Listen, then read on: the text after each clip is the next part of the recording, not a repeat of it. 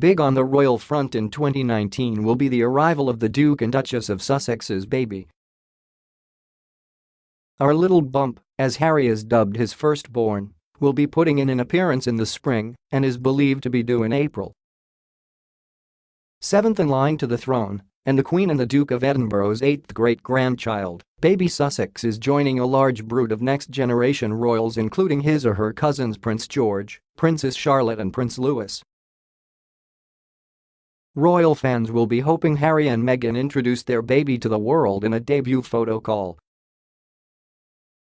The Duke and Duchess of Cambridge did so with all three of their children on the steps of the private maternity ward the Lindo Wing in West London. It is not yet known whether Meghan will follow in Kate's footsteps and opt for the Lindo, where Harry was also born in 1984, or whether she will perhaps choose a home birth or a hospital near their future home Frogmore Cottage. The pair will be moving into their new secluded official residence on the Windsor Estate early in the year.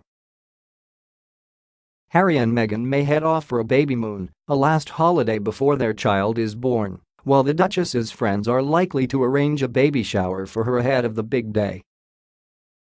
Charles and Camilla, now the Duchess of Cornwall, went on to marry in 2005, but, following the death of Charles's ex-wife Diana, Princess of Wales, in 1997, Camilla had stayed mostly out of the limelight.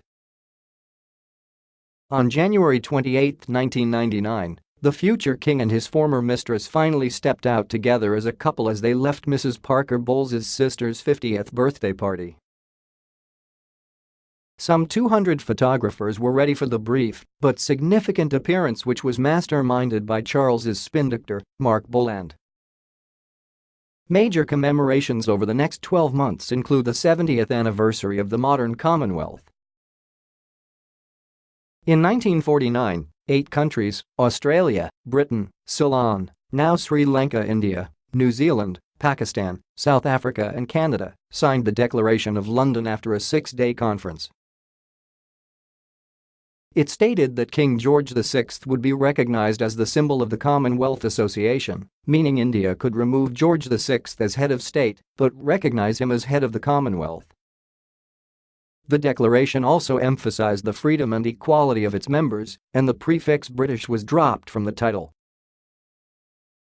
With the Queen the head of the Commonwealth, the Prince of Wales its future head, and Harry and Meghan taking a lead on Commonwealth Youth Matters, the royals will be expected to mark the 70th anniversary. 2019 also sees the 200th anniversary of the birth of Queen Victoria in May, and the occasion is being recognised with a new exhibition at Kensington Palace where she was born. It is also the 20th anniversary of devolution in Scotland and the 75th anniversary of the D-Day landings. The homelessness charity Centrepoint will be marking its 50th anniversary in 2019, and the Duke of Cambridge is certain to be involved.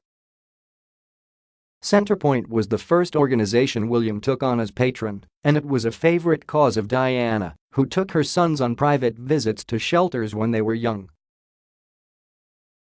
Combat Stress, the mental health charity for military veterans of which Charles is patron, will be marking its centenary, while Cruce Bereavement Care, which helps people deal with the death of a loved one and of which the Queen is patron, reaches its 60th anniversary.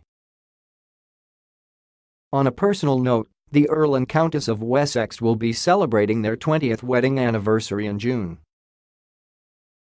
The Queen's youngest son, Edward, married Sophie Rhys-Jones in St George's Chapel, Windsor Castle, in 1999, and he is the only one of the Queen's children not to have got divorced.